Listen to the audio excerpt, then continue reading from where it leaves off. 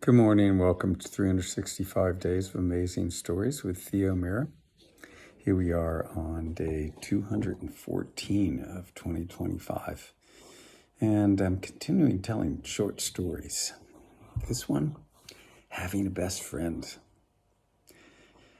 Well, there were two young men who were traveling together and making their way across a desert.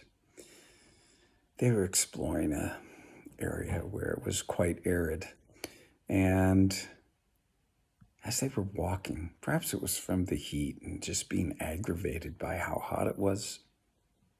Who knows? Maybe two of them had gotten up on the wrong side of the bed. But they got into an argument. This argument became quite heated. At one point, the one friend said something that angered the other to such an extent that the angered friend slapped his best friend across the face.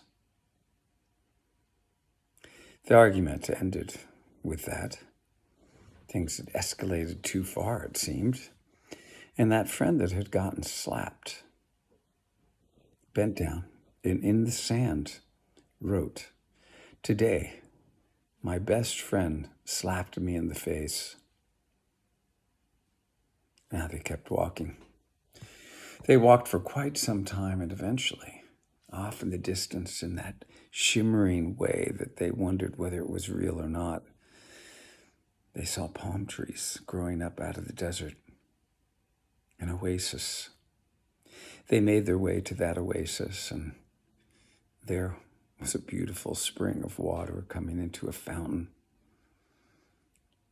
They washed themselves off, washing away the dust. This is what they had been searching for. This is what they had heard about. There were date palms there.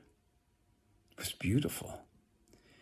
As they're walking around, that friend that had gotten slapped happened to step into an area where the sand began to fall away from beneath his feet. Quicksand, it was known as.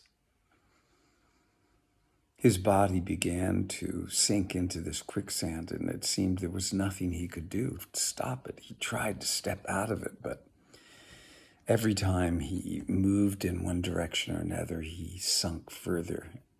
He stopped, but still the sinking continued, just at a slower rate.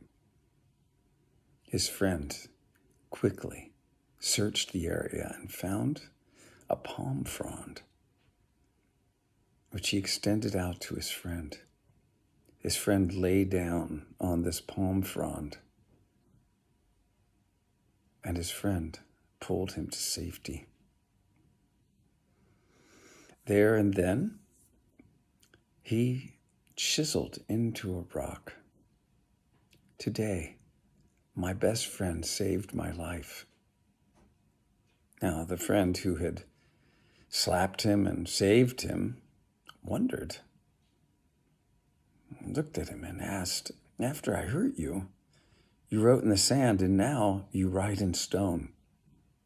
Why?" The friend replied, "When someone hurts us, we should write it down in sand, where winds of forgiveness can erase it away. But when someone does something good for us, we must engrave it in stone, where no wind can ever erase it." These, I think, are wise words to live by.